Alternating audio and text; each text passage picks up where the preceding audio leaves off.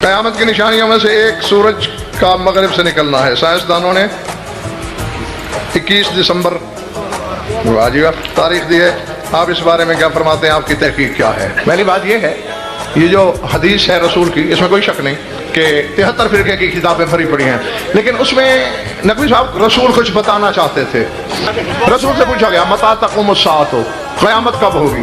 فرمایا حین تطلع الشمس من مغربها، جب سورج مغرب سے پلٹ آئے۔ رسول تو بتانا چاہتا تھا کہ جاہلوں دیکھتے رہنا، اگر کوئی انگلیش کے اشارے سے، کوئی انگشت کا اشارہ کرے اور سورج دیوارے مغرب سے نکل کے عصر سے ٹکرا جائے تو پھر سوچنا وہ علی کیا ہے جس نے مغرب بھی سورج سے نکال لیا ہے اور قیامت بھی نہیں آنے دی۔ سورج لوٹانا کون سا کمال ہے؟ سورج علی کے نوکروں نے لوٹا ڈالے۔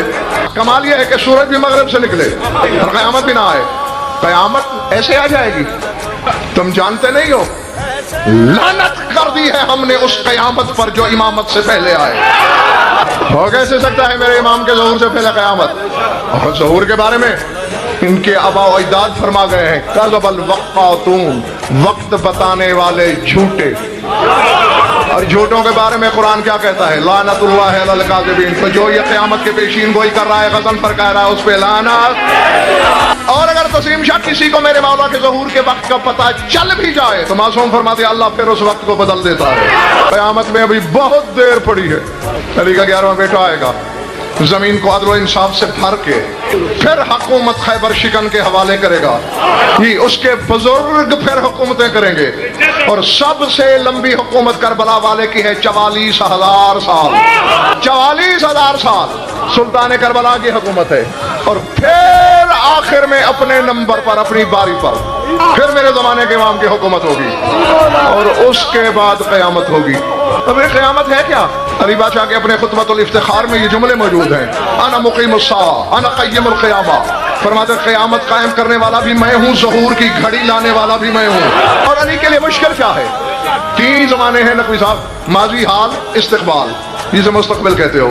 ایک گزر چکا، ایک آئے گا، اور ایک اتنا موجود ہے کہ بات کرتے ہی ماضی ہو جاتا ہے۔ یعنی جب میں نے یہ پچھلا جملہ بولا ہے، حال میں بولا تھا، اب ماضی ہے وہ۔ اگلا جو بولوں گا، یعنی حال، ماضی اور استقبال کے درمیان ایک حد فاصل ہے۔ بالکل حال کا وہی مقام ہے جو مخلوق اور خالق کے درمیان علی کا ہے۔ یہ جو مولوی سناتے رہتے ہیں کہ پل ہے، بال سے باریک تر ہے، تلوار سے تیز تر ہے، اس سے گزرنا پڑے گا۔ لا حول ولا قوت الا باللہ۔ دنیا کا ماہر سے ماہر جمناسٹک جاننے والا بھی ایسے پل سے نہیں گزر سکتا بھائی، جو بال سے ہی باریک ہے ٹھیک ہے نا، گزرے گا کیسے؟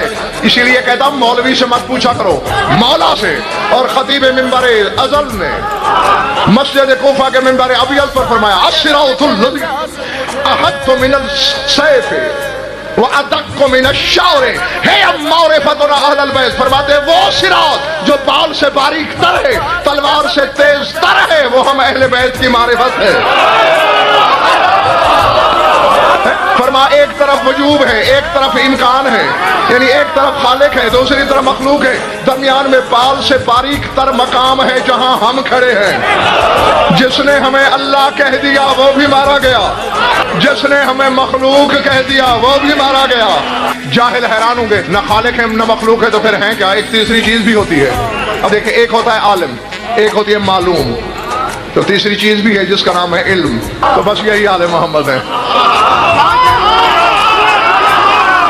نہیں، آدم کے پاس چلے جاؤ یا عیسیٰ کے در پہ، جہاں بھی امجد جاؤ گے، ہر نبی عالم ہونے کا دعویٰ کرے گا۔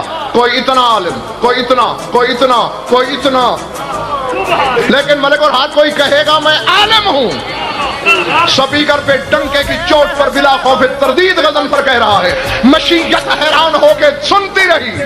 لسان اللہ نے کہا زمانے والوں میں علی عالم نہیں ہوں، انا علم اللہ، میں اللہ کا علم ہوں، اللہ کا علم ہوں۔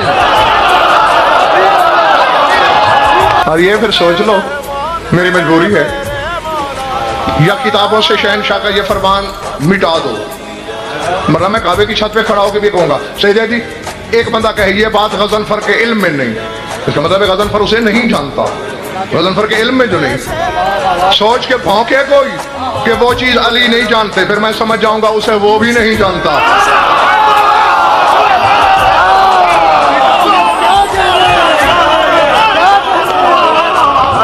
کے پاپوش چاش غضنفر ہو جائے، ورنہ رہ جائے گی بس مجمع پرانی۔